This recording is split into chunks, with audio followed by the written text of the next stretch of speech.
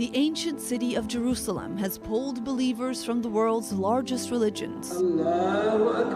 It has fascinated historians, archaeologists, and curious tourists.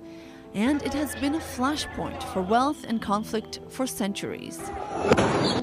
The city holds the answers to mysteries of the past. And this month, archaeologists answered a century-and-a-half-old question, discovering a massive moat used to fortify and protect the kings of biblical-era Jerusalem. For more than 150 years, archaeologists are seeking a northern fortification line of Jerusalem, something that will explain the size of Jerusalem during ancient time. And it's at the excavation of the Givati parking lot in the City of David National Park where researchers believe they found the answer in the form of a massive fortification moat, more than 30 meters or 100 feet wide, 9 meters or 30 feet deep, and at least 70 meters or 230 feet long.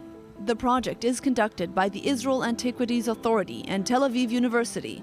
And to understand more, the archaeologists went back to a previous smaller excavation.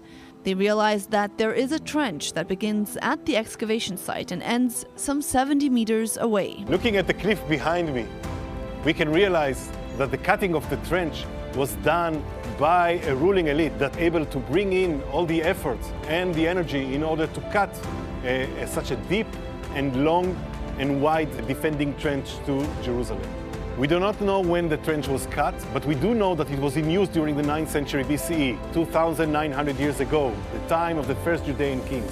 The trench divided the older part of the city, the area south of the excavation, with this stepstone structure, and the area now known as the Temple Mount, where the temple and some palaces stood. If it was cut earlier than the 9th century BCE, the Bronze Age, something like 4,000 years ago, then it means that we are standing at the northern border of the city, where the city defended itself from attacks that may have come from the north.